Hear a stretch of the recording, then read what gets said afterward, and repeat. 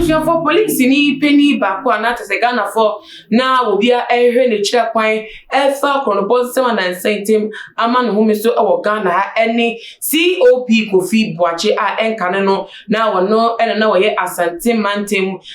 police ni penny at the same share and a pen sooner dear. Chronobon seminate say and semboni de na yentai entity e wasantime mu na aban esesan ye no ene so no so you know free a year whole transfer no call research and planning no police eduma ekuo no emu na sa ne ya ne de police for bi afa yakofran for nsa no efri mu ade say na otwe mu kwapo de mu rem kese pa esi an ma manfo nya ye hwehwe Ghana no ene na nam so ma manfo sha body say na COP Kofi Boache owo he na sabre Ghana ye ko atiti ye ko amani mu si ate say akonferenfa je kroya boso anopo evie o anume ebre bia wo mo operate ate say de emre bia eni omayi emu na enu no mo tutu o mani o mo he kira kwan na ne de wo ba bonten abekasa na ebusafo ne kasa emu no wo de tudwa ebre na ate say a police fo adwuma ekuo no obi a wo mo ewie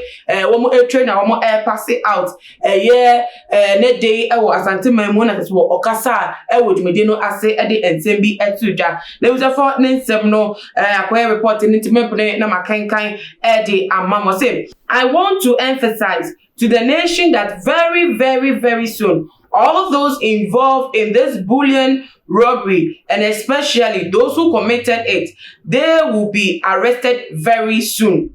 They can run and run and run, but they cannot hide. Inspector General of Police, IGP James Opombweni has put in innovative strategies to help combat the menace that currently confronts the nation. It is incumbent on all of us, including you, the new recruits, to help us achieve this objective. Starting from now, and you have a duty of arresting these criminals who killed one of us. This is non-negotiable, and we cannot compromise on the need to arrest these criminals. Ebusafo na eno enene nsema wo de etuja manfo bose when COP Kofi Boache na not maka won sem kwa de na Ghana esi ade betime tumada esan say woni ni police ni bako na penso bra da police fo nim e wo Kumasi Asante MM no wo ye adwuma e mani so ni ate wo ye bo ni din bo na baso nchaban mu sesan ye no tes wo fish so no so sa bre ya Ghana o maimuni nya uko Northern Region ewiakete kwanso ni o ma dia boso ate say akonferenfo na wo bokro no wo ba fifiri mantemu asa wo ba Accra haso asa se bebia bi wo ma dia boso ene wo ma nipa enya asudedeli for complaining timamu for complaining they say wo da wo dem kwampo na eto ahye so e wo dem ontire say so wo be ka se nkwampo no akoye ahwehwemu kese e de magana fo a sabre amanfo ebo se wo mo ateneka enche bia mu gidi pa se sa conference nya no they will bring them to book asundue any security no e be sa akọ na dada mu se na Ghana na yenim no de dada no na busia fo na me come to request say ya say my dey dwumede ebremo Ochade Herbal Center say wo ya rebiara se na sifatie bia ensuro hu bomode an friend no want me emwa wo ewo hu say ye asthma diabetes pressure empemu ya rebia bomode an friend hu krampa obetimi abawo wo bechi akwan ewo dan suman ene ebiem so tamale wo no bes no echegu ase ho no obetimi afa na wa frɛ wo no frɛ mo so a wo matimi ayewo emwa na ebusofo DCOP na COP Kofi Boache ede nsem abetu eja ewie na se amanfo nya gide ene wo mo ere abmaso obi bi so police fo mpanimfo bi so ababonten abekasa wo bia so ehye na phone crime se wo mo hwe nim se enche bia no akrofrefo nia wo Ghana ha no wo mebrengi wo mo etbook na yego video yi emresi a na ye ba ensem no ye fancy you're the first power memo. You're the first power who on from him cry. Whatever the issue of killing Yakumu Yatwa issues as Obia will name dear was so far and Bambon Seminole. Whatever my minim Kakabe Kanya to a post division no Mutsambit ma combat all these crimes in this country. Okay, me that's in that. See, you go so you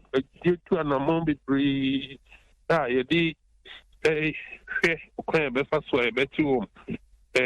na sisi ya no me be sia manfo no se omu emma omakomantu se ebia age enema age nsemu iguso ayeye me be ti me bia de abo manfo ho ban sisi ya me no ka se kan bi iguso ayeye ho ma kumasi die no so omukuso a omoye ho adwuma akade bia ye bi etike de ma omo ye na fisu so ye obi my information bi se ye mano ye bono abasa na se man reward no so anopa ye ko diskede intimacy oba ko no se wa na yewura intimacy Matias me entina se owura si na ebusuafo COP Kenya boa ena motenene wo eye audio ye kotie ba sisi ade so no nso ede ne nsem kakwa etudwa efa eye krono bonsema ekoso na anu dwada wo eye James Town nam so ma police ni commander Emmanuel se efren kwa atese gina ya police fo eso esi ede fa nsem no enwo se enche bia wo metu bonefo nsem wo my god mu wo metu na se crime atese ye nte enwo nsem kwabiem na ni nia mu ebusuafo arehwemu we de eye na so this is also the time ma ebusuafo rumors and as biem kwampo no allegations ne na mfemema efri eye na 2-seat show host eye kokwa na nsa police phone bi mpenufo ni bi da payroll so wa akronfo ya kacha tat mo mchiomuka every month so wo mo emo mo ho ban na manfo so bi sasem de wi a hu no etifa etie wo mfamemu ene se bi kan ya koso efa IGP peni ene police administration ebe ya gase na manfo any oma any da so ewo COP Kofi Boachi emunika be kampa enwo no sabre ya be mu omo hwe na so omo sesa eye ni position no man be bi owo no mu yini mfio na nka IGP position no se eye do tisisi ano na be enye wi atese okeka akọ ne pension na nka omo nya ne ntem no nka onko ne pension na nka COP Kofi Boachi emeto aso enfi be bi a odi esi nze na be ya se na yehu no ewa santime mu no sa so yehu biem ewo man Ghana se na obi abetimi di asumde ene djuma